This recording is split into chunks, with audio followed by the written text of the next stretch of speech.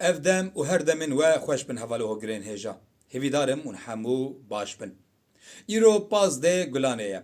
Pazdê Gulanê cejna zimanê Kurdî ye.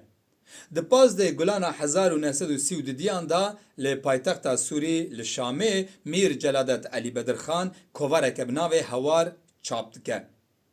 Dîroka yekem çapkirina kovara Hewarê weke roja cejna zimanê Kurdî tê pîrozkirin. Hûn dizanin zimanê Kurdî yek ji zimanên herî dewlemend û herî dîrokî, herî kevnare yê rojhilata navîn e. Yek ji zimanên herî dewlemend ê cîhanê ye zimanê Kurdî. Lê hûn dizanin li ser zimanê Kurdî asîmlasyonên cûr be cûr hatine kirin û hê jî tê kirin. Ev zimanê şêrîn, ev zimanê dewlemend anha jî bi mirinê re rûbirû ye. Bi taybetî zaravayê zazakî dibin xetereyekî pir mezin de ye. Ji ber vê yekê divê em Kurd li vî zimanê şêrîn xwedî derkevin. Siyaseta Kurda, entelektüelîzma Kurda, rewşenbîriya Kurda, sazî û dezgehên Kurda bi çi rengî dibe bila bibe? Ji kîjan îdeolojiyê, ji kîjan em bêjin partî û sazî û dezgehê dibe bila bibe? Divê zimanê Kurdî bibe derdê me hemûyan. Eger zimanê miletek bimre, ew milet jî dimre.